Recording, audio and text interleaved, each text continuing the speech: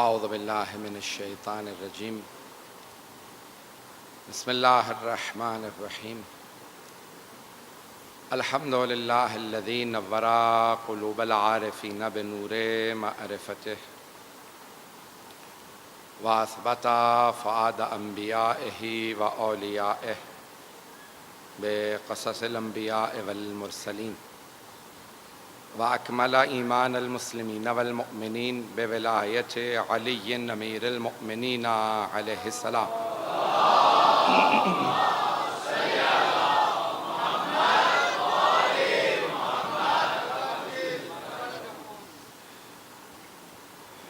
والصلاة والسلام والتحية والإكرام على أفضل الموجودات العبد المؤيد والرسول المسدد المصطفى الأمجد المحمود الأحمد أعني أبا القاسم محمد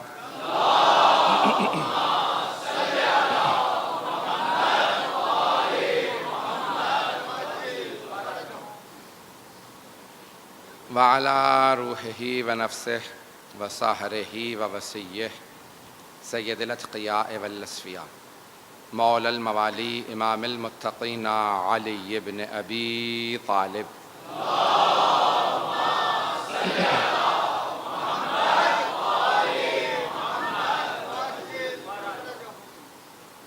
وعلى اوصیائه لا سیما بقیة اللہ فی الارضین روحی وارواح العالمین لتراب مقدمه الفدا واللعنة الدائمة على أعدائهم أجمعين من الآن إلى قيام يوم الدين أما بعد فقد قال الله الحكيم في كتابه الكريم بسم الله الرحمن الرحيم فأقم وجهك للدين حنيفا فطرة الله التي فطر الناس عليها لا تبديل لخلق الله ذلك الدين القيم ولكن أكثر الناس لا يعلمون صدق الله العلي العظيم صلوات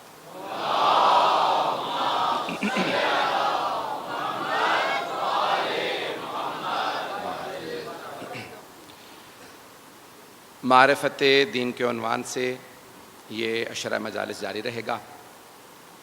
ہم نے کہا کہ جاننے میں اور پہچاننے میں فرق ہے۔ دین کو جانتے سب ہیں، پہچانتے کم ہیں۔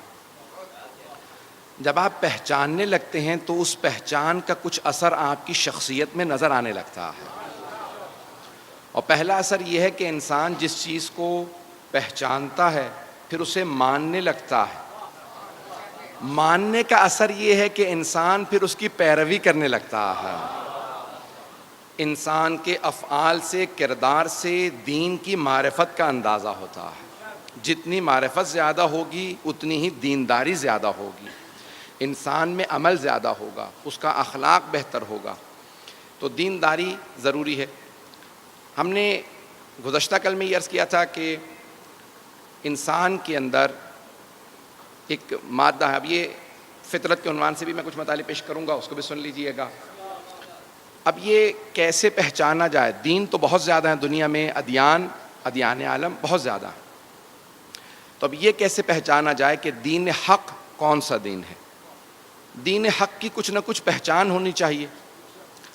باہر سے کوئی ہمیں آ کے بتائے نہ بتائے، ہماری عقل ہمیں بتاتی ہے دین حق کیا ہے۔ سب سے بڑی جو کسوٹی ہے، جو میزان ہے، جو کرائٹیریا ہے اللہ کی طرف سے دین حق کی معرفت کے لیے، وہ ہمارے پاس ہماری عقل ہے۔ ہم عقل پہ پہلے بھی بول چکے ہیں، گزشتہ 1-2 سال پہلے میں نے عشرہ بھی پیش کیا تھا، لیکن آج میں دین حق کے عنوان سے سب سے بڑی جو ہمارے پاس کسوٹی ہے، جو سب سے بڑا میزان ہے، وہ ہے عقل۔ نحنو عبید الدلیل، ہم لوگ دلیل کے، عقل کے غلام ہیں، بغیر دلیل کے کسی شے کو نہیں مانتے، اور ہمیں خود ہماری عقل دین حق کی طرف لے جاتی ہے۔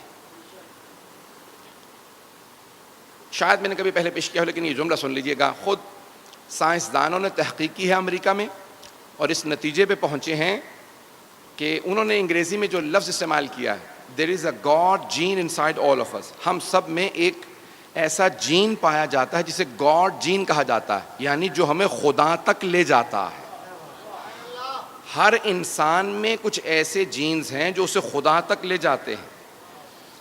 انہوں نے یہ بحث کی ہے کہ کیونکہ ہم سب کے اندر ایک گاڈ جین ہے جو ہمیں خدا کی طرف لے جاتا ہے، تو ہر انسان اپنے اپنے خدا کو مانتا ہے.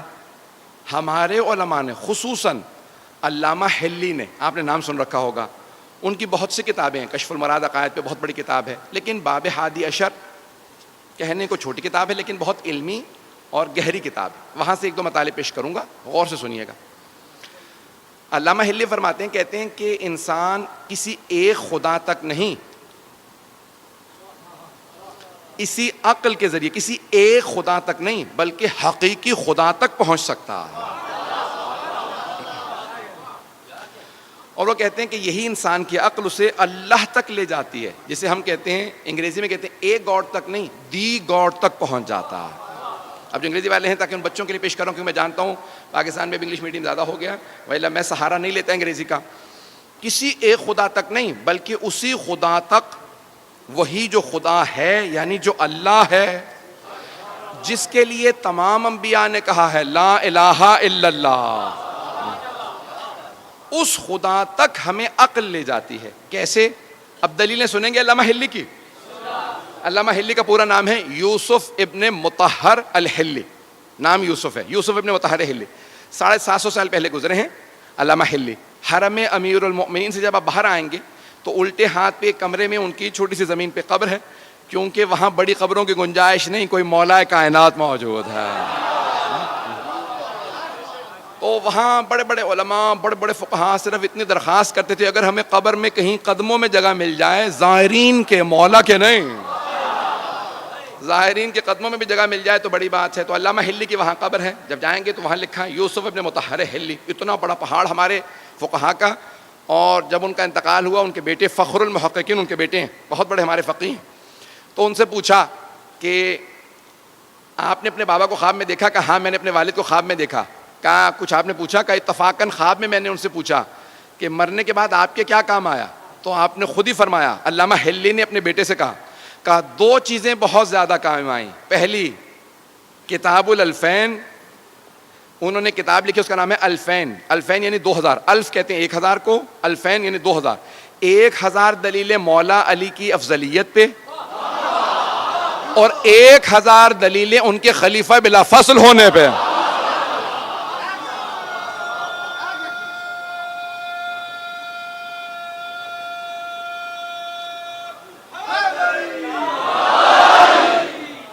توجہ ہے ذہن گرامی. تو فخر المحققین جنہوں نے بے انتہا فقہ میں، رجال میں بڑی بڑی کتابیں لکھی ہیں، فرماتے ہیں میں نے علامہ حلی اپنے والد کو خواب میں دیکھا کہ مرنے کے بعد آپ کے سب سے زیادہ کیا کام آیا؟ تو کہا دو چیزیں، کتاب الالفین و زیارت الحسین. کہا زیارت سید الشہداء بہت کام آئی، میں پیدل جایا کرتا تھا مشی کے لیے. اب سمجھ میں آیا یہ عام مومنوں نے شروع نہیں کیا، فقہاء کی ایجاد ہے. یہ فقہاء نے کہاں سے سیکھا؟ کہا جناب زینب کبریٰ چل کے آئی تھی. تو یہ پوری دنیا میں مشی ہے، یہ چلنا، جلوسوں میں آنا. اذان گرامی اب یہ پیش کر رہا ہوں علامہ حلی کی دلیلیں سنیں گے انشاءاللہ توحید پہ.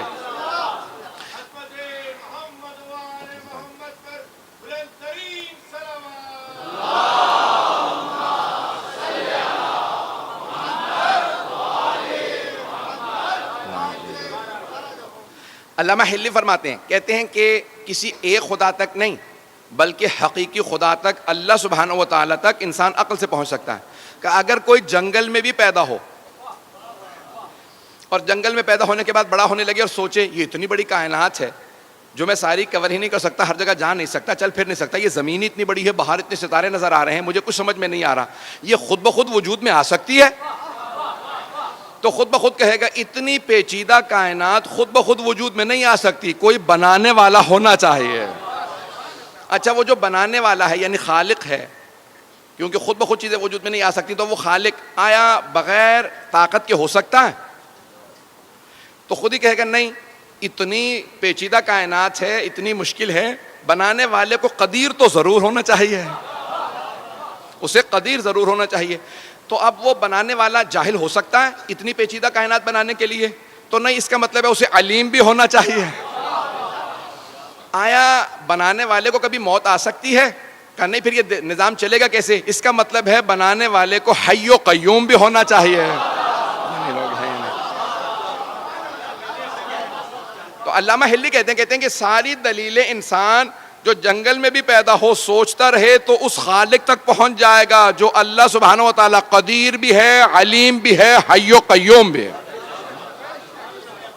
خود انسان اس حی و قیوم تک پہنچ جائے گا. امیر المومنین نے بھی اسی انداز سے کہا ہے، یہ اسی مولا کے فرمان سے انہوں نے باتوں کو لے کے آگے بڑھایا ہے. اگر سننا چاہیں گے میں آگے بڑھوں گا. عزیزان گرامی، اب یہ دین حق انسان عقل سے پہنچے گا.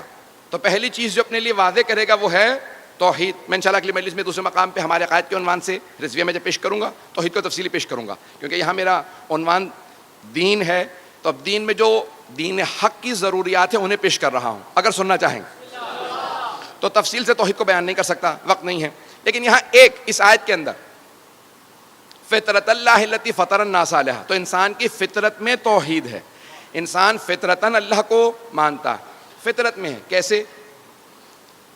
ایک دلیل دی ہے کسی اور بزرگ نے، اس کو دے پیش کر کے آگے بڑھوں گا.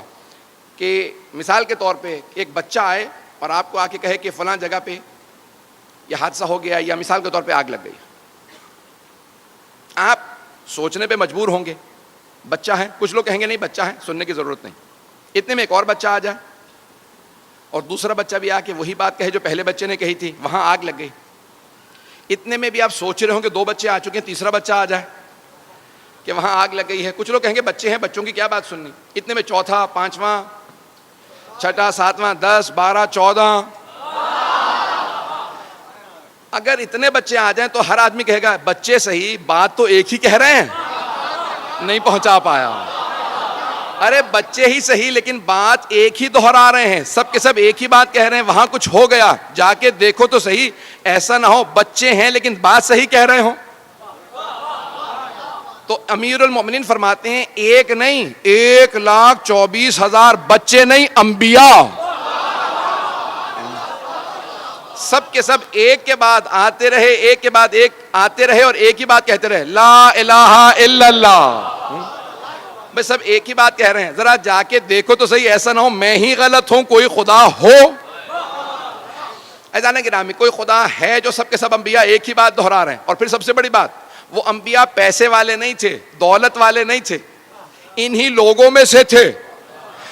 لوگ اپنے زمانے کے، ان کے زمانے کے لوگوں نے پتھر مار مار کے جان سے مارتے رہے، شہید کرتے رہے، آگ لگاتے رہے، سب کچھ وہ مرتے رہے لیکن ایک ہی بات دہراتے رہے، لا الہ الا اللہ. عزیزان گرامی، یہ 1,24,000 انبیاء، پھر 12 معصوم امام. کوئی حسین سجدے میں ہے، دنیا سے جاتے جاتے کہہ رہا ہے لا الہ الا اللہ.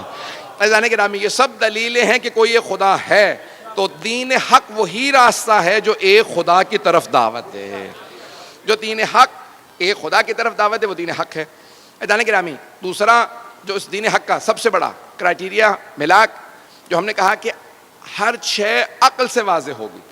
عقل سے، عقل یہ کہتی ہے کہ اگر خدا ہے، اور ابھی ہم ثابت کر چکے خدا ہے، تو پھر اس سے کوئی رابطہ برقرار ہو سکتا ہے؟ اس سے کوئی رابطہ ہو سکتا ہے؟ پھر اس کی صفات ہے، میں صفات میں نہیں گیا، وقت نہیں ہے. صفات ہے، اس میں عدالت آ جاتی ہے، عدالت کا ماننا ضروری ہے، وقت نہیں. انسان یہ سوچے گا اگر کوئی خدا ہے، اور ابھی ہم نے ثابت کیا خدا ہے، تو پھر اس خدا سے رابطہ ہو سکتا ہے؟ انسان تلاش کرے گا رابطہ ہو سکتا ہے، تو پھر کیسے ہو سکتا ہے؟ تو پھر انسان دیکھے گا کچھ ایسے ہستیاں آئی ہیں، انبیاء آئے ہیں جو کہتے ہیں ہمیں اللہ نے بھیجا. اگر اللہ سے رابطہ کرنا ہے تو پھر جن کو اس نے بھیجا ہے انہی کے ذریعے اللہ سے رابطہ ہو سکتا ہے. اسی کو وسیلہ بھی کہا جاتا ہے، توسل بھی کہا جاتا ہے. کہ خدا سے رابطہ ہو سکتا ہے لیکن وسیلے کے ذریعے. مستقیم بھی ہو سکتا ہے، مستقیماً بھی ہو سکتا ہے. یار مجھے پتا ہے مجمع جو ہے وہ کل اور آج بارش کے باوجود بھی الحمدللہ ہمارے منتظمین بتا رہے تھے کہ مجمع بے انتہا آیا. یہ آپ کی عقیدتیں ہیں، دین سے محبت ہے، حسین کا عشق ہے جو آپ کو لے کے آ رہا ہے.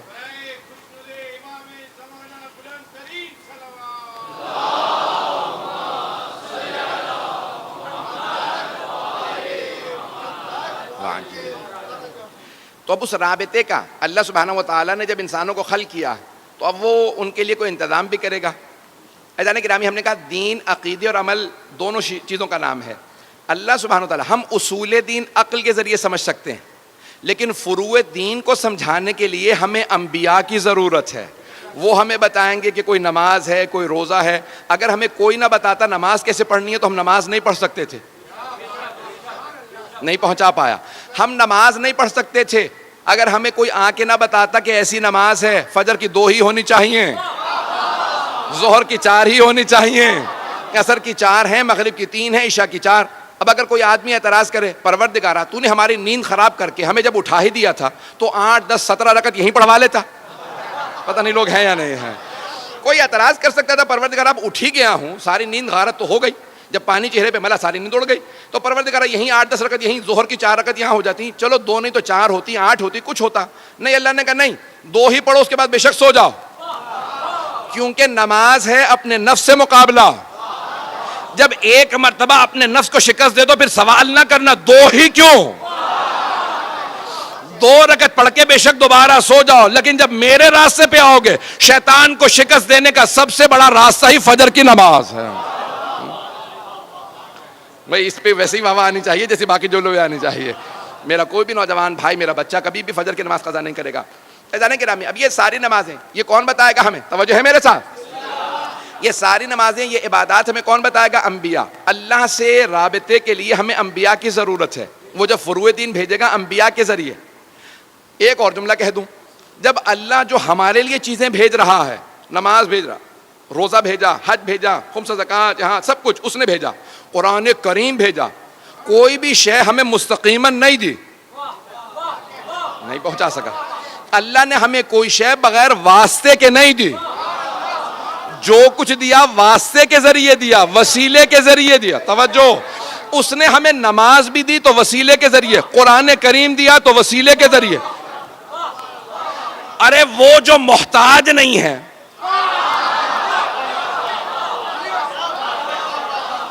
وہ اللہ جو کریم ہے، صمد ہے، لم یلد ولم یولد ہے، محتاج نہیں ہے، جب وہ بھیج رہا ہے تو وسیلے کے ذریعے. تو جب ہم یہاں سے بھیجیں،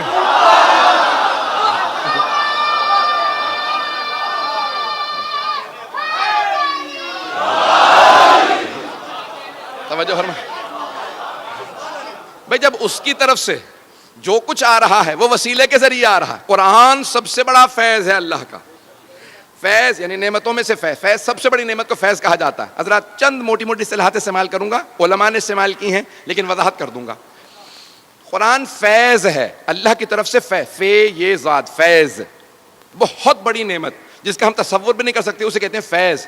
ہر نعمت فیض نہیں ہے.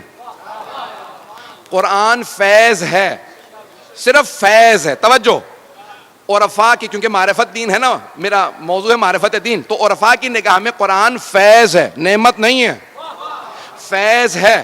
اللہ نے فیض بھیجا تو رسول کریم کے ذریعے. اللہ نے فیض بھیجا، قرآن کریم فیض ہے. ارے یہ صامت قرآن فیض ہے، یہ خاموش قرآن فیض ہے، تو قرآن ناطق فیض نہیں ہے. جب اس قرآن کے لیے واسطے کی ضرورت ہے تو اس قرآن کے لیے واسطے کی ضرورت کیوں نہیں؟ عزیزان گرامی، اللہ نے قرآن کو بھیجا، عرفاء کی نگاہ میں قرآن فیض ہے اور رسول خدا ہے فیض مقدس. عرفاء جو اصطلاحات استعمال کرتے ہیں، تھوڑی سی اصطلاحات، میں نے کہا موٹی اصطلاحات ہیں، گاڑی اصطلاحات ہیں، یاد کر لیجئے. قرآن فیض، رسول خدا ہے فیض مقدس، اور خدا ہے فیض اقدس.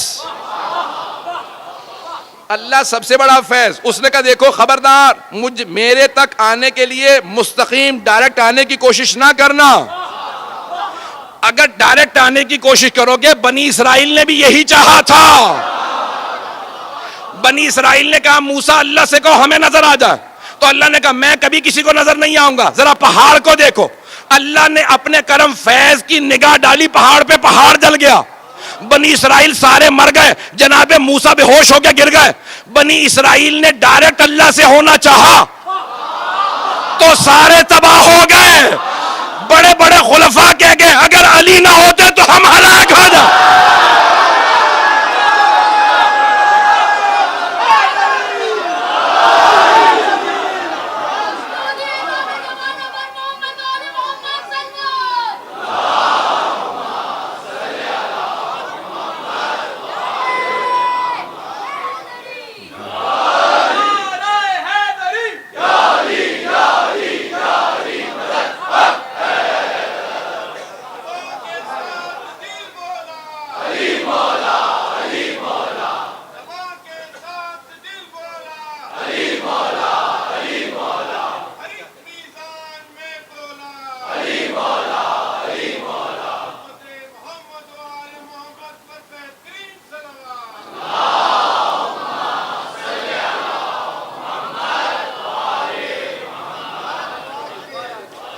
توجہ فرمائے جانے کے رام.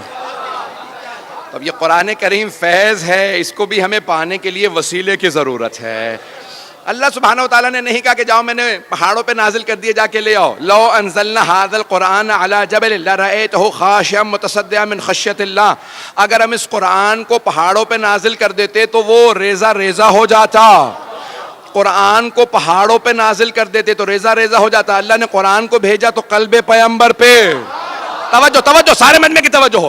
اذان گرامی میں سارے اپنے مسلمان بھائیوں کا عقیدہ درست کرنا چاہتا ہوں. اللہ نے کہا اگر میں اپنے قرآن کو پہاڑوں پہ نازل کرتا تو وہ ریزہ ریزہ ہو جاتا، لیکن میں نے اپنے محمد کے، اپنے حبیب کے دل پہ قرآن کو نازل کیا. عزیزان گرامی، وہ دل جس پہ قرآن نازل ہو اور اسے کچھ نہ ہو، پہاڑوں پہ آئے تو پہاڑ ریزہ ریزہ ہو جائے.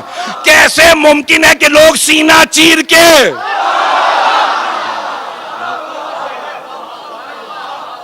کیسے ممکن ہے کہ اس دل کو دھونے کی ضرورت ہو؟ عزیزان گرامی، وہ دل اتنا پاک ہے، وہ دل اتنا عظیم ہے کہ جس دل پہ قرآن کریم نازل ہوتا ہے اور وہ پیغمبر اسلام بیان فرماتے ہیں. عزیزان گرامی، یہ تمام کی تمام نعمتیں دین حق کی سب سے پہلی پہچان کیا؟ عقل بتاتی ہے جو باعظمت ہوں گے وہ اللہ والے ہوں گے. جو باعظمت ہوں گے وہ اللہ والے ہوں گے. تو عزیزان گرامی، دین حق کیسے پتہ چلے؟ علامات بتائیں گی. نمبر 2، دوسرا، متعدد کتابوں سے، جتنی آسمانی کتابیں سب میں تذکرہ آئے گا دین حق والوں کا. بشارتیں آئیں گی ساری کتابوں میں. جو بھی کتاب اللہ کی طرف سے آئی ہو اس میں بشارت ہوگی کہ تمہارے بعد بھی کوئی آنے والا ہے، کوئی آخری نبی آنے والا ہے، اس کا کوئی ولی آنے والا ہے، اس کا کوئی حسین آنے والا ہے، اس کا کوئی مہدی آنے والا.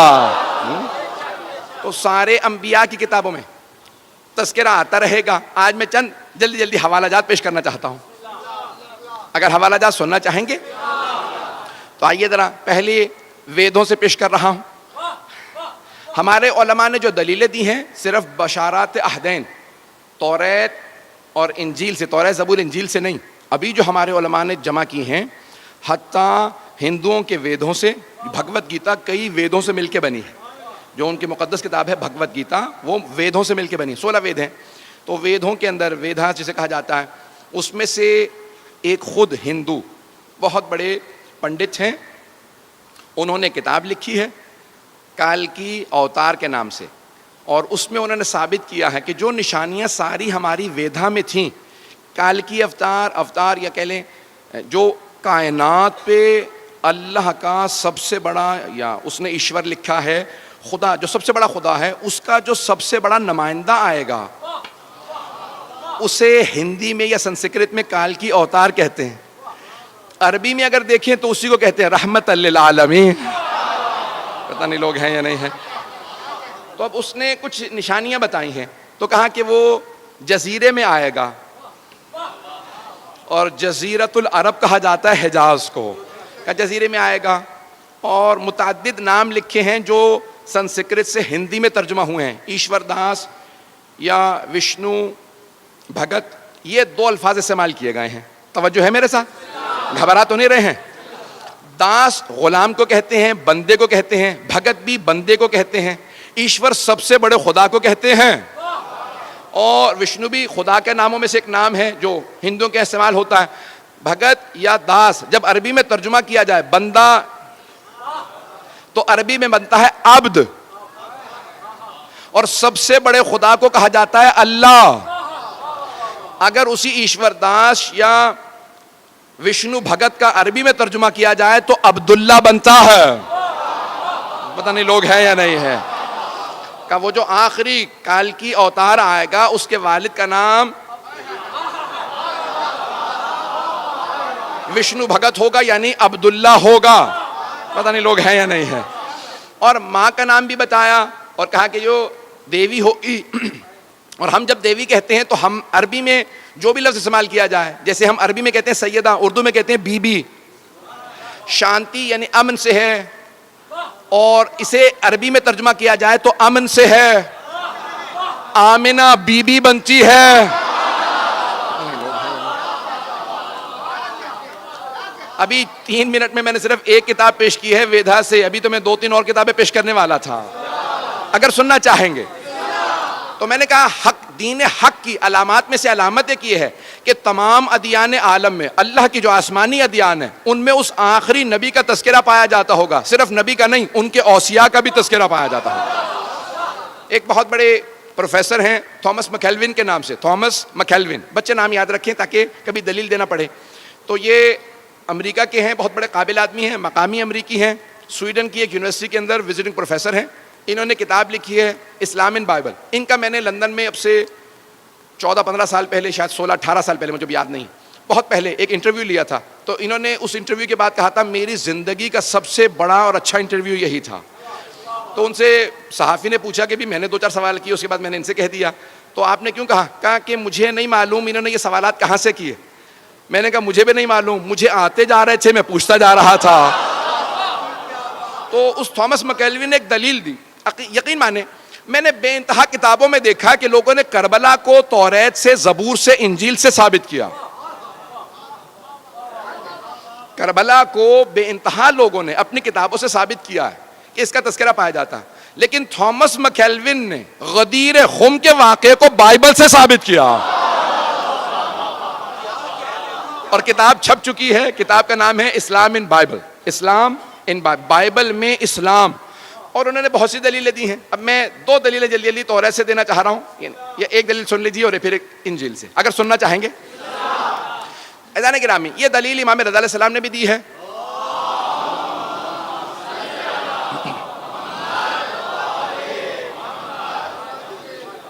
میرا یہ 7واں سال ہے, 7واں عشرہ ہے آپ لوگوں کے ساتھ. اور 7 سال پہلے جو پہلا عشرہ تھا وہ زندگانی اہل بیت پہ تھا. اس میں نے امام رضا یعنی ائمہ پہ پڑھا تھا, امام کا مناظرہ پڑھا تھا, وہاں پہ چند جملے پیش کیے تھے. آج سن لیجئے گا. اور یہ میرا 7واں اور آخری سال ہے انشاءاللہ تعالی. یہ انشاءاللہ کراچی میں خراسان کے آپ کے ممبر سے میں مطالعے پیش کر رہا ہوں. اس مناظرے کے 2 جملے سن لیجئے گا, سارے مجمع کی توجہ رہے گی میرے ساتھ. عزیزان گرامی, امام رضا علیہ السلام, امام علی بن موسیٰ علیہ السلام نے دلیلیں دی ہیں, اور یہ توریت, زبور, انجیل کے اندر سے دلیلیں دی ہیں رسول خدا کی حقانیت پہ. اگر سننا چاہیں گے تو میں پورا خون جگر لگاؤں گا. آپ جانتے ہیں کہ جب میں باہر سے مناظر ائمہ کے پیش کرتا ہوں تو پھر میں یہاں نہیں ہوتا ہوں, یا مشہد میں ہوتا ہوں یا نجف میں ہوتا ہوں. مجمع کی توجہ میرے ساتھ رہے گی. عزیزان گرامی, جب پوچھا گیا مختلف ادیان عالم کے لوگوں نے امام معصوم سے سوال کیا, ہماری کتابوں سے ثابت کیجئے کہ آپ کے نبی کا تذکرہ ہماری کتابوں میں ہو. یہودیوں نے کہا, عیسائیوں نے کہا, مجوسیوں نے کہا, ہربیز, ستارہ پرست. اس زمانے میں سابعی جتنے ادیان تھے, حتیٰ ہندو, جب خراسان پہنچے اور امام سے مناظرہ کیا, امام نے تمام ادیان عالم کے تمام بڑے بڑے علماء کو ان کی کتابوں سے ان کی زبان میں جواب دیا. یہ میں بہت سوچا کرتا تھا, امام نے ہر عالم کو اسی کی زبان میں جواب کیوں دیا؟ اسی کی کتاب سے جواب دینا تو ضروری تھا, اس کی زبان میں جواب کیوں دیا؟ عربی میں جواب دیتے. اس کی زبان میں جواب دینا اس لیے تاکہ کبھی یہ کوئی نہ کہے کہ پیغمبر امی کے معنی یہ ہیں کہ ان پڑھ تھے. ارے جب وسیع ایسے ہیں تو نبی کیسے ہوں گے؟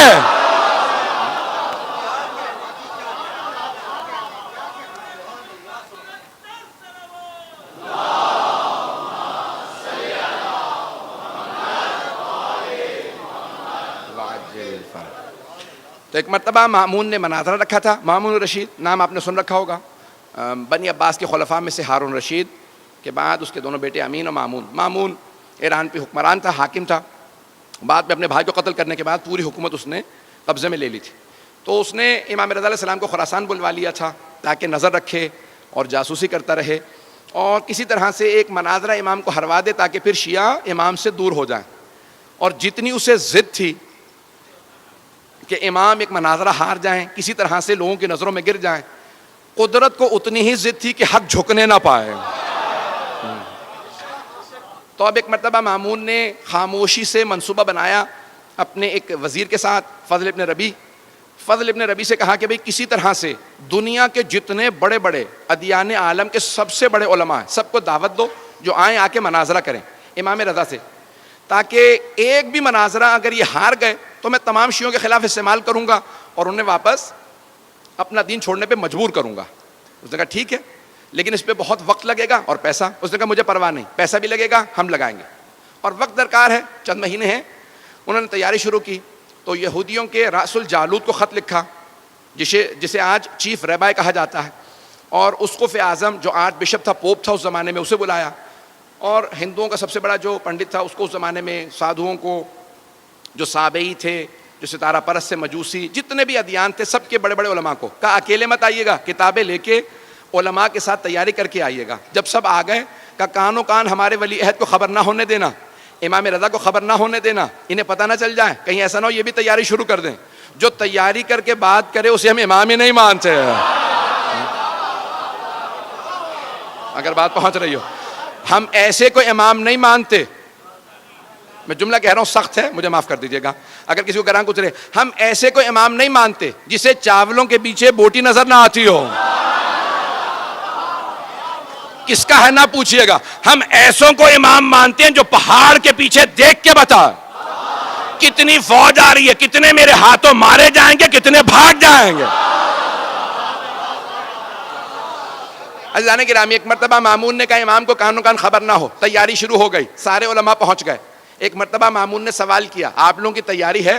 سب نے کہا تیاری تو ہے لیکن ہم عربی نہیں جانتے, ہمیں ایک وسیلے کی ضرورت ہے. پتہ نہیں لوگ ہیں یا نہیں ہیں. ہمیں ایک واسطے کی ضرورت ہے جو ہمارا ترجمہ کرتے, ہماری بات ان تک. کہیں گے یہ تو اور بھی اچھا ہے. جب وہ خود ہی مجھ سے کہیں گے نا مجھے انٹرپریٹر چاہیے, مجھے مترجم چاہیے, مجھے کوئی واسطہ چاہیے بیچ میں, تو بہت اچھا ہوگا. وہ کوئی ضرورت نہیں, پریشان مت ہوں. ابھی آپ لوگوں کی تیاری ہے؟ ہاں. سب علماء کو الگ الگ ایک گروہ میں سب کھڑے ہو گئے, کتابیں لے کے کھڑے سے. سب کی تیاری ہے, کہاں جاؤ جا کے ہمارے ولی عہد کو بلا لاؤ. آیا وہ خادم جو امام کو بلانے کے لیے مامون کی طرف سے, جیسے ہی پہنچا تو امام اپنے حجرے میں عبادت کر رہے تھے. اچھا وہ خادم جو امام کی جاسوسی پہ لگایا گیا تھا نا کہ دیکھو یہ کیا کرتے ہیں, تو اس نے ہمیشہ دیکھا, واپس آنے کے بعد دل ہی دل میں وہ شیعہ ہو چکا تھا, تقیے میں چلا گیا تھا. تو اس سے پوچھا بھی کیا بات ہے, کیا دیکھتے ہو؟ کہ جب بھی جاتا ہوں نا جاسوسی کے لیے تو میں نے صرف 3 ہی حالتوں میں دیکھا, یا نماز سے ہوتے ہیں, یا روزہ رکھے ہوئے ہوتے ہیں, یا ذکر کر رہے ہوتے ہیں. لگتا کہا کہ اور کیا دیکھا, کہ جب یہ قرآن پڑھتے ہیں نا تو لگتا ہے قرآن آیا ہی ان کے لیے. جب نماز پڑھتے ہیں تو پتہ چلتا ہے نمازی صرف یہی ہے. روزہ خود گواہی دیتا ہے یہ روزے دار ہے, ذکر انہی کے لیے بنا ہے. تو ایک مرتبہ کہا جاؤ جا کے بلا لاؤ ہمارے ولی عہد کو. اچھا وہ بیچارہ ہو تو گیا تھا اندر سے امام کا ماننے والا, لیکن اب پریشان کہ کس طرح سے بلاؤں. تازہ تازہ جو آدمی آتا ہے نا اس کے لیے بھی مسئلہ ہوتا ہے کچھ. تو آیا اور آنے کے بعد کہا کہ مولا آپ کو مامون نے بلایا. امام نے اسے مسکرا کے دیکھا, کب بلایا مجھے ہے, پریشان تو ہے. اس نے کہا مولا ایسی بات نہیں ہے, وہ وہاں مناظرے کے لیے تمام ادیان عالم کے سب سے بڑے بڑے علماء آ گئے ہیں. تو امام نے کہا کیا تجھے اپنے مولا کے علم پہ شک ہے؟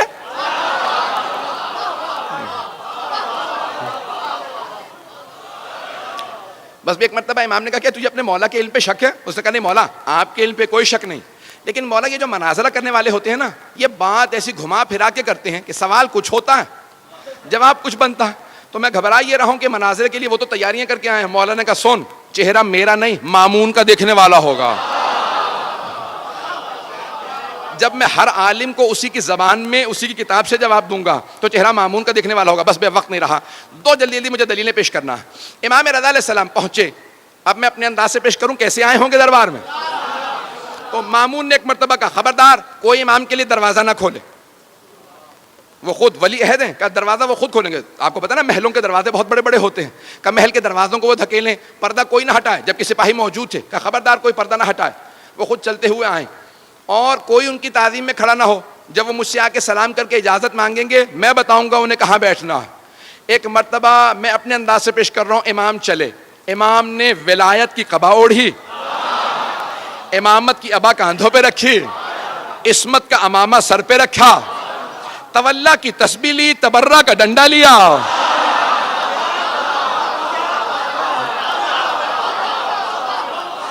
ایک مرتبہ نالین زیب تن کی،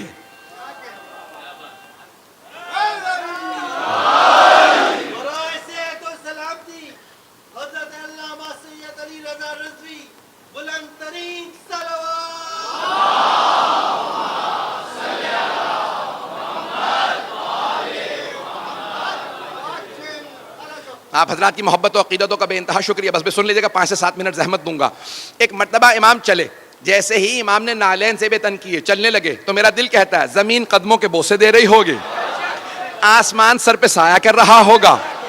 جب امام کائنات چلے ہوں گے تو ایک مرتبہ ہوا چلنے لگی، خود بخود دروازے کھلنے لگے، پردے سر پہ سایہ کرنے لگے، اور وہ تمام درباری جیسے کسی نے گریبان میں ہاتھ ڈال کے کھڑا کر دیا ہو، سب کے سب تعظیماً کھڑے ہو گئے۔ وہ جو تخت پہ بیٹھا تھا مامون، وہ خود بخود کھڑے ہو کے کہنے لگا فرزند رسول یہ آپ ہی کی جگہ ہے۔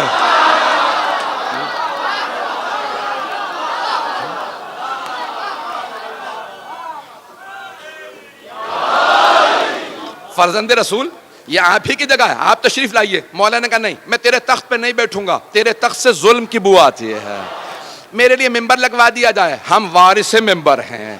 ایک مرتبہ امام کے لیے ممبر لگایا گیا، امام ممبر پہ تشریف لائے، مامون نے فوراً امام کو دیکھا، کہا فرزند رسول کچھ لوگ سوالات کرنے آئے تھے۔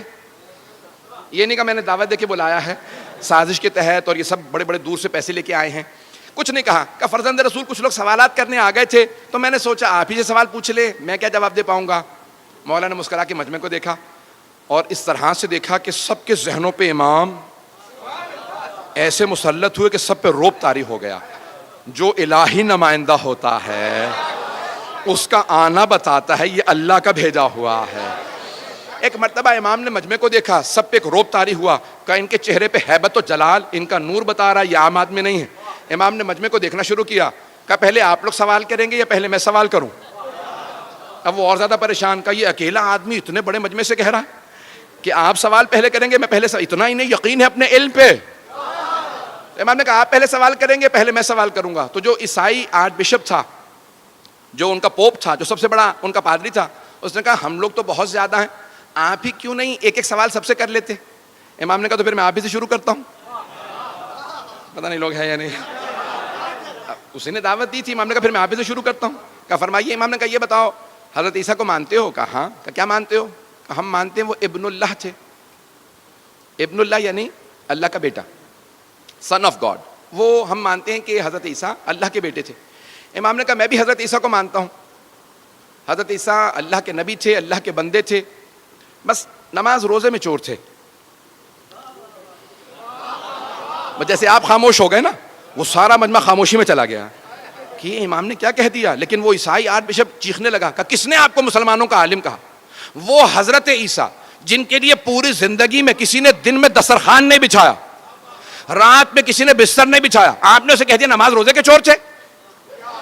کہ دن میں دسترخوان نہیں لگا یعنی پوری زندگی روزے رکھے، رات میں کسی نے بستر نہیں بچھایا، وہ پوری رات تہجد پڑھتے تھے، آپ کہتے ہیں نماز روزہ نہیں کرتے تھے؟ امام نے کہا اچھا تو تم مانتے ہو نماز روزہ کرتے تھے؟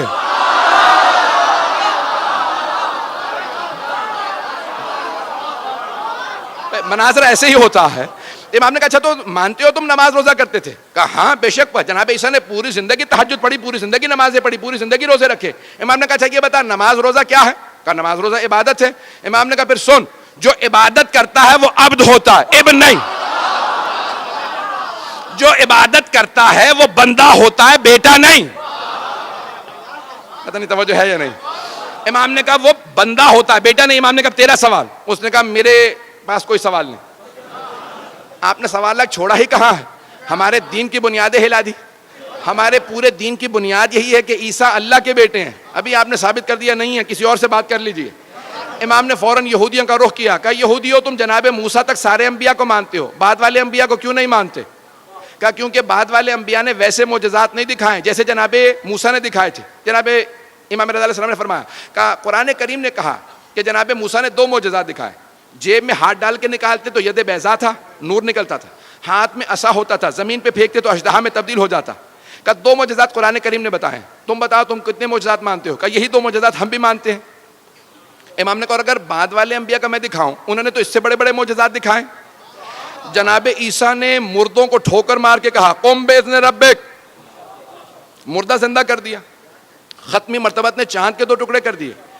کہ بعد والے انبیاء نے تو اور بڑے بڑے معجزات دکھائے, تم کیوں نہیں مانتے؟ کہ لیکن وہ بعد والے انبیاء کے معجزات ہم نے خود نہیں دیکھے, اس لیے نہیں مانتے. امام نے کہا اچھا یہ بتا, جناب موسیٰ کے معجزات تو نے خود دیکھے ہیں؟ پتہ نہیں لوگ ہیں یا نہیں. جناب موسیٰ کے معجزات تو نے خود دیکھے ہیں؟ کہ نہیں خود تو میں نے نہیں دیکھے, میں اس زمانے میں نہیں تھا, 4000 سال پہلے, لیکن مستند کتابوں میں وہ معجزات آئے. امام نے کہا اچھا اور اگر میں مستند کتابوں سے جناب عیسیٰ اور جناب ختمی مرتبت کے معجزات ثابت کر دوں تو مان لے گا؟ کہ مان لوں گا, لیکن آپ کے نزدیک مستند نہیں, ہمارے نزدیک مستند ہو. امام نے کہا اچھا یہ بتاؤ تمہارے نزدیک سب سے مستند کتاب کون سی ہے؟ کہا توریت. وہ جو یہودی راس الجالوت تھا نا, چیف رہبر, وہ ذرا دور کھڑا تھا. امام نے کہا تمہارے نزدیک سب سے مستند کتاب کون سی؟ اس نے کہا توریت. امام نے کہا ذرا مجمع کو بتانا میری توریت کی تلاوت کیسی ہے. توریت کھولو. اس نے توریت کھولی. امام نے کہا دائیں طرف کے صفحے سے میں پڑھنا شروع کرتا ہوں. نہیں ہے مجمع میرے ساتھ. امام نے بھائی اب نعرے کا وقت نہیں رہا, کسی چیز کا وقت نہیں رہا. امام نے ایک مرتبہ عبرانی زبان کے اندر, عبرانی ہیبرو زبان میں توریت کی تلاوت شروع کی. جیسے امام نے تلاوت شروع کی, اس نے آدھا صفحہ سنا, فوراً توریت کو بند کیا. کہا رک جائیے, آپ وہاں ممبر پہ بیٹھے ہیں, میں یہاں کھڑا ہوں, یہ آپ کو پتا کیسے چلا میں نے صفحہ کون سا کھولا؟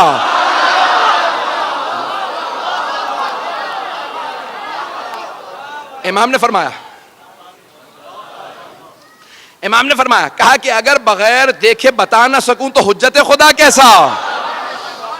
امام نے کہا ذرا مجمع کو بتا میری توریت کی تلاوت کیسی ہے. کہا ایھا الناس لوگو, میں گواہی دیتا ہوں یہ توریت کو مجھ سے بہتر جانتے ہیں, ان کی تلاوت بھی مجھ سے بہتر ہے, ان کا علم بھی مجھ سے زیادہ ہے. امام نے کہا تم نے کہا تھا نا تمہارے نزدیک مستند کتاب ہو, اب میں حوالہ دے رہا ہوں. بائبل 3 کتابوں کا نام ہے. جب کہتے ہیں نا بائبل تو توریت, Old Testament, Psalms of David and the New Testament, تینوں مل کے بائبل بنتی ہیں. اولڈ ٹیسٹمنٹ جو ہے وہ توریت ہے, سامز آف ڈیوڈ زبور ہے, اور نیو ٹیسٹمنٹ انجیل ہے. بات واضح ہو گئی ہے؟ جن کو ابھی تک واضح نہیں ہوئی بات میں ریکارڈنگ سن لیجیے گا, میری رفتار بڑھتی رہے گی. عزیزان گرامی, امام رضا علیہ السلام نے فرمایا کہ توریت سے حوالہ دے رہا ہوں. کہ تمہاری کتاب ہے مانتے ہو؟ کہا ہاں. امام نے کہا حوالہ چاہیے نا ہمارے نبی کا, بعد والے انبیاء کا. کہا ذرا توریت کھولو. سورہ تمہاری کتاب کا سورہ حبقوق, اس نے فوراً سورہ کھولا جو ٹرومنی انگلش کے اندر. امام نے کہا وہاں پہ آیت نمبر 11 سے لے کے 19 تک میں تلاوت کرتا ہوں, اور سنتے چلے جانا. سارا مجمع سن رہا, مامون بھی دیکھ رہا کہ کیا ہوتا ہے, یہ توریت سے ثابت کر رہے ہیں.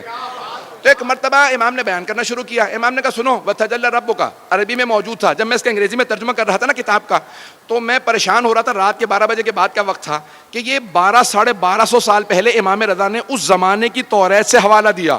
توریت زبور انجیل کو تبدیل کر دیا گیا, تحریف کر دیا گیا, توجہ بدل دیا گیا. یہ آج بھی حوالہ موجود ہے یا نہیں؟ 2007 یا 8 کی بات ہے جب میں ترجمہ کر رہا تھا, میں فوراً آن لائن ہوا. اس زمانے میں وائی فائی ابھی دستیاب نہیں تھا. میں نے جا کے دیکھا gospel.com پہ کہ گیٹ وے ٹو بائبل, میں نے دیکھا کہ بھئی یہ موجود ہے یا نہیں عربی کی عبارت کو, کیونکہ شیخ صدوق نے عربی میں لکھا تھا. میں نے فوراً وہاں ٹائپ کیا تو آج موجودہ توریت میں امام کا حوالہ موجود تھا. میرا یقین اور زیادہ بڑھ گیا. ہم ایسے امام کی امامت کے قائل ہیں کہ جن کی نگاہیں دیکھ لیں توریت بدل جائے گی, لیکن تبدیل ہونے کے بعد بھی 1250 سال بعد جو حوالہ توریت میں رہے گا وہ حوالہ امام نے دیا. امام نے وہ حوالہ دیا. ایک مرتبہ امام نے کہا کھولو. اب وہاں پہ کہا وَتَجَلَّى, اب آپ کے رب نے اپنی وحی کو نازل کیا. وحی کو نازل کیا, your Lord sent his manifestation, انگریزی ترجمہ بھی وہاں پہ موجود ہے کہ آپ کے رب نے اپنے وحی کو نازل کیا. اللہ طور سینا, on Mount Sinai, طور سینا پہ. کہا یہ طور سینا پہ کس پہ وحی نازل ہوئی؟ تو فوراً وہ راس الجالوت نے, یہودیوں کے سب سے بڑے عالم نے کہا کہ جناب موسیٰ پہ, دنیا جانتی ہے جناب موسیٰ پہ وحی آئے. کہا مانتے ہو نا؟ کہا ہاں. کہا ذرا اگلی آیات کی تلاوت کرو. اور وَتَجَلَّى رَبُّكَ, اور تمہارا رب وحی نازل کرے گا علی جبل السعیر, انگریزی میں تھا ماؤنٹ سائر. کا جبل سعیر پہ, ماؤنٹ سائر پہ, جبل سعیر پہ, کوہ سعیر پہ وحی نازل کرے گا. کہا بتاؤ یہ کوہ سعیر پہ کس پہ وحی آئی؟ ایک مرتبہ یہودی عالم خاموش ہو گیا. کہا میں نہیں جانتا. امام نے کہا کتاب تمہاری ہے, سورہ تمہارا, آیت تمہاری کتاب کی, ذرا ایک مرتبہ تم سننا, میں بتاتا ہوں. امام نے عیسائیوں کا رخ کیا, کہا اے عیسائیوں, کیا تمہارا عقیدہ ہے کہ جناب عیسیٰ پہ جبل سعیر پہ وحی آئی تھی؟ سارے عیسائیوں نے کہا ہاں ہم مانتے ہیں کہ جناب عیسیٰ پہ جبل سعیر پہ وحی آئی. امام نے کہا یہودیو, تم کہتے ہو مستند کتاب سے حوالہ دو تو مان لو گے, تمہاری کتاب میں تذکرہ ہے کہ بعد والے نبی پہ جبل سعیر پہ وحی آئے گی. کہ تمہاری کتاب ہے, حوالہ جناب عیسیٰ کا ہے, کیونکہ تمہیں معلوم نہیں کس نبی پہ, میں بتا رہا ہوں اور عیسائی بتا رہے ہیں کہ جناب عیسیٰ پہ وہاں وحی آئی. اب جیسے آپ میں سے بہت سے خاموش ہیں, سارے یہودی خاموش ہو گئے کہ کیا کیا جائے گا. ایسا نہیں گرامی, مجھے پتا ہے کہ آپ کے سب حضرات کی توجہ کی وجہ سے میری طرف توجہ ہے کہ اگلا جملہ کیا ہوگا. امام نے کہا سن, آیت نمبر 18 اور 19 میں لکھا وہ تجلی ربک علی جبل فاران, اور تمہارا رب جبل فاران پہ وہی نازل کرے گا. انگریزی میں نے ترجمہ دیکھا جبل فاران کا, تو لکھا تھا ماؤنٹ پھیرن, ماؤنٹ پہ جبل فاران پہ. امام نے کہا جانتے ہو جبل فاران کہاں ہے؟ کہا ساری دنیا جانتی ہے, مکے کے پہاڑی سلسلوں کا نام جبل فاران. امام نے کہا اسی جبل فاران میں جو مکے کے پہاڑی سلسلوں کا نام ہے, ایک غار ہے جس کا نام ہے غار ہرا. پوری دنیا میں صرف ہمارے نبی نے کہا مجھ پہ غار ہرا میں وحی آئی تھی. کہا او یہودیو, کتاب تمہاری ہے, حوالہ ہمارے نبی کا ہے. ایک مرتبہ امام نے کہا سن, آگے لکھا ہے کہ اسی آخری نبی کے بھی جناب موسیٰ کی طرح سے 12 اوصیاء ہوں گے. گھبرا گئے حضرات, اس آخری نبی کے 12 وصی ہوں گے. فوراً اس نے کتاب کو بند کیا. کہ یہ آپ کو سب کیسے معلوم ہے؟ امام نے کہا سن, تو کہتا ہے نا کہ بعد والے انبیاء نے ویسے معجزات نہیں دکھائے, تو جو معجزہ کہے گا میں دکھا دوں گا. اس نے پلٹ کے کہا مجھے پورا یقین ہے آپ معجزہ دکھا سکتے ہیں, لیکن میں جاننا چاہتا ہوں کیسے. جب آپ ہماری کتاب کو ایسے جانتے ہیں, مجھے پورا یقین ہے اگر آپ کہیں گے تو آپ معجزہ دکھا دیں گے. امام نے کہا سن, وہ جو وہاں لکھا ہے نا آخری نبی کے 12 وصی ہوں گے, ان میں سے 8واں میں ہوں.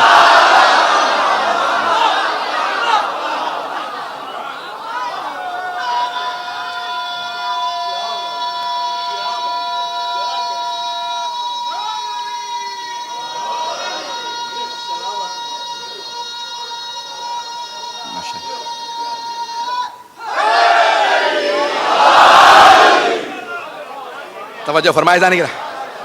دین حق وہ ہوگا, دین حق وہ ہوگا جس کی حقانیت کی دلیلیں تمام کتابوں میں ہوں گے. تمام آسمانی کتابیں گواہی دیں گی یہی دین حق ہے.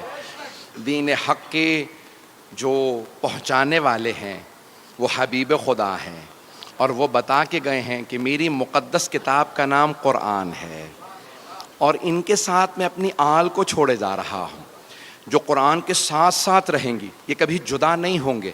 اب جو قرآن نیزوں پہ بلند کرتے نظر آئیں وہ آل کے اور قرآن کے دشمن ہیں, اور جو نیزوں پہ سر بلند ہو کے بھی قرآن سناتے نظر آئیں وہ وارثان قرآن ہیں, وہ آل محمد ہیں, وہ اوصیاء رسول خدا ہیں.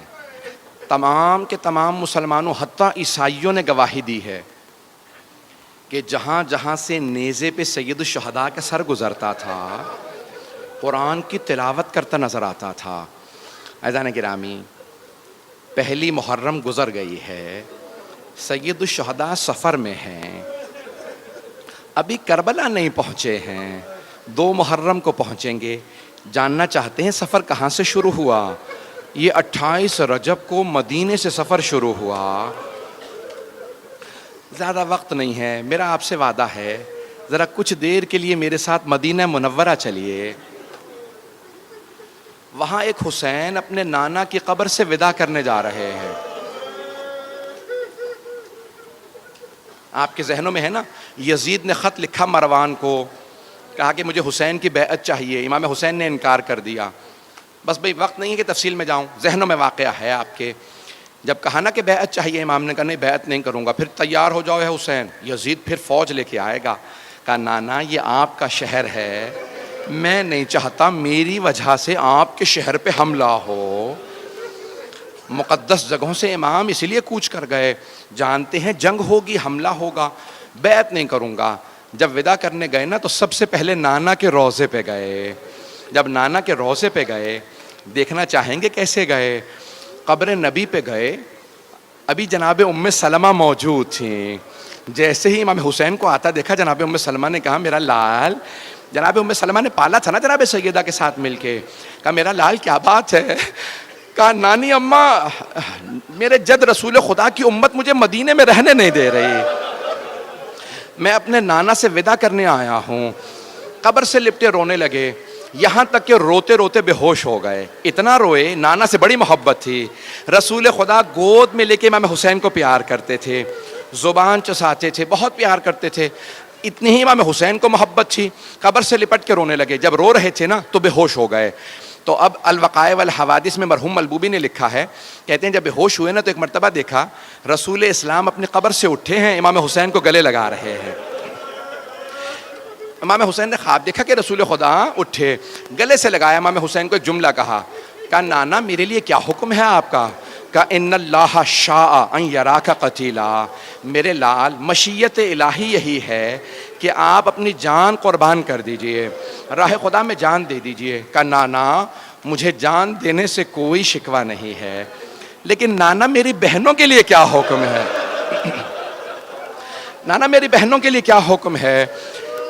تو ایک مرتبہ اب پیغمبر کی آنکھوں میں بھی آنسو آ گئے, پیغمبر کی آنکھوں میں آنسو. تو جانتے کیا فرمایا, کہ ان اللہ شاء ان یراہن سبایا, کا مشیت الہی یہی ہے کہ انہیں قیدی بنایا جائے گا. اب روتے ہوئے اٹھے امام حسین اور نانی سے ملنے لگے. لوگوں نے پوچھا کیوں رو رہے ہیں. کہا میرے نانا نے بتایا ہے کہ میری شہادت ہوگی. کہا شہادت پہ رو رہے ہیں. کہا نہیں مجھے شہادت پہ کوئی رونا نہیں آ رہا.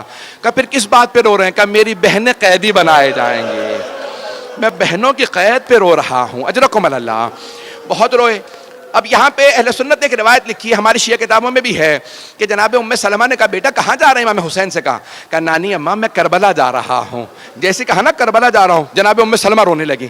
کہا بیٹا کربلا نہ جائیے گا, آپ کے نانا نے مجھ سے کہا تھا اے ام سلمہ میرا یہ لال حسین کربلا میں مارا جائے گا. کہا نانی اماں وہ وقت آ گیا ہے, نانی اماں وہ وقت آ گیا ہے.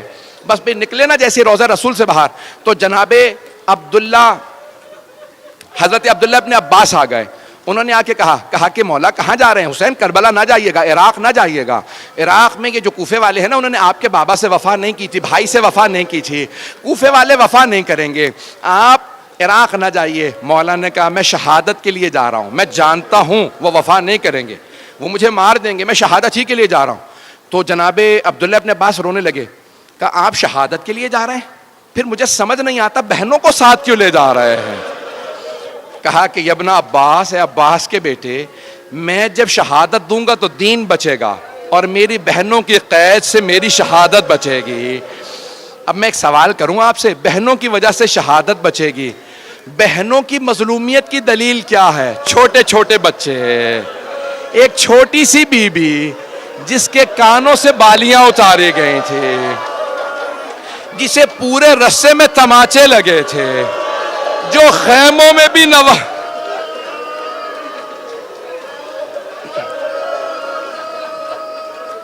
رک جائے 2 منٹ ابھی نہیں 2 منٹ. میں جانتا ہوں آپ سے برداشت نہیں ہوگا. آئیں جناب سید الشہداء نے فہرست تیار کی, کون کون میرے ساتھ کربلا جائے گا. حضرت عباس سے کہا عباس ہے میرے بھائی, یہ فہرست ہے, تمام مردوں کو بتا دو کون کون ساتھ جائے گا. جناب عباس نے کہا علی اکبر آپ کا بھی نام ہے, قاسم آپ کا بھی نام ہے. سب کو نام بتاتے رہے. جانتے ہیں کس کے نام پہ روئے؟ ایک چھوٹا سا بچہ تھا, کسی بی بی کی گود میں تھا. اب بچے سے تو کہہ نہیں سکتے تھے کہ اس بچے, تو کس سے کہا؟ اس بی بی سے کہا فاطمہ صغرا علی اصغر کا نام بھی. اجرکم اللہ. بس میں تمام کیا, 2 منٹ کی زحمت. سب کو بتایا کس کس کا نام ہے, کہ آپ کا بھی نام ہے, مستورات کے بھی نام بتایا. کہ عباس راستے کے لیے پانی لے لیجئے گا. جناب عباس نے مشکیزوں پہ پانی بھرنا شروع کیا, پانی بھر کے اونٹوں پہ لادنا شروع کیا. بہت زیادہ پانی لیا. کہ نہیں مولا میں نے اتنا پانی رکھ لیا, پانی ختم نہیں ہوگا, نہ جانے کون سا لشکر آئے گا جسے پانی پلا دیں گے. بس ایک مرتبہ پانی بھر لیا. مولا عباس نے، غازی عباس نے پانی اونٹنیوں پہ سب پہ رکھ دیا. اب ایک مرتبہ مولا حسین نے کہا عباس اونٹنیوں پہ اماریاں لگا دو، پردے کا انتظام کر دو. کتنا پردے کا اہتمام ہے. جوانان نے بنی ہاشم سے کہو کھڑے ہو جائیں، اب میرے گھر سے بیبیاں آئیں گی. مولا مسند بچھا کے بیٹھ گئے. اندر سے خاتون آواز دیتی کون سی بیوی آ رہی ہے. مولا اسی طرح سے آواز دیتے، اونٹنی آ کے بیٹھتی، مولا آواز دیتے. اندر سے آواز آئی حسن مجتبیٰ کی بیوہ آ رہی ہے. جناب ام فروہ کے آنے پہ مولا حسین نے آواز دی قاسم ماں کا بازو تھامو سوار کرا دو. سارے مصائب میں نے چھوڑ دیے. اتنے میں کسی اندر سے خاتون نے کہا لیلا آ رہی ہیں. جناب سید الشہداء نے کہا علی اکبر ماں کا بازو تھامو. جناب علی اکبر نے بازو تھاما، ماں کو سوار کرایا. اتنے میں عبداللہ ابن سنان راوی ہے، وہ کہتا ہے میں نے سنا کسی نے آواز دی علی کی بیٹی ام کلثوم آ رہی ہیں. ایک مرتبہ مولا حسین نے کہا عباس بہن کو سوار کرا دو. جناب عباس آگے بڑھے، جناب ام کلثوم کو ناقہ پہ سوار کرا دیا. اتنے میں کسی نے آواز دی علی کی بیٹی زینب کبریٰ. راوی کہتا ہے میں نے خود دیکھا حسین مسند سے کھڑے ہو گئے. 2 منٹ. راوی کہتا ہے میں نے دیکھا حسین مسند سے کھڑے ہوئے. آواز دی عباس گھٹنا زمین پہ رکھو، علی اکبر ماں کا بازو پکڑو، اونو محمد عماری کا پردہ ہٹاؤ. کہ سارے جوانان بنی ہاشم کھڑے ہو گئے. جناب عباس آگے بڑے بی بی آئیے سوار کرا دو. جناب زینب کبریٰ نے کہا نہیں عباس آج آپ مجھے سوار نہیں کرائیں گے. جناب علی اکبر نے کہا پھوپھی اماں میں آپ کو سوار کرا دوں. کہا نہیں علی اکبر. اونو محمد نے کہا اماں ہم کا نہیں آج رک جاؤ. مولا حسین نے کہا بی بی آپ کو میں سوار کرا دوں. کہا بھیا مجھے معاف کر دے لیکن آج آپ سے بھی سوار نہیں ہونا چاہتی. بہن پھر کون سوار کرائے؟ کہا بھیا جو مجھے 11 محرم کو سوار کرائے گا. آج وہی مجھے سوار کرائے. میرے مولا نے آواز دی میرا سجاد بیٹا پھپھی کو سوار کرا دو.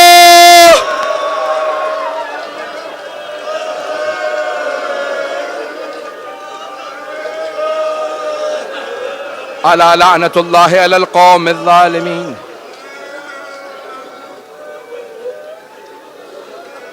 وَسَيَعْلَمُ الَّذِينَ ظَلَمُوا أَيَّ مُنْقَلِبٍ يَنْقَلِبُونَ. صرف 2 جملے دعا کے، ہاتھوں کو بلند کیجئے گا. پروردگارا واسطہ 11 محرم کا جب ایک بوڑھی بی بی ہر بی بی کو سوار کرا رہی تھی، یہاں تک کہ اس بی بی نے اپنی ماں کی کنیز جناب فضہ کو بھی سوار کرا دیا. لیکن جب اس بی بی کی باری آئی نا تو ایک مرتبہ اس بی بی نے، اس بڑی باعظمت بی بی نے مولا سجاد کو دیکھا گلے میں توق ہے، ہاتھوں میں زنجیریں ہیں، پاؤں میں بیڑیاں ہیں. اب بی بی نے مولا سجاد کو آواز نہیں دی. جانتے ہیں کیا کیا؟ فرات کا رخ کیا اور بڑی حسرت سے کہا میرے بھیا عباس.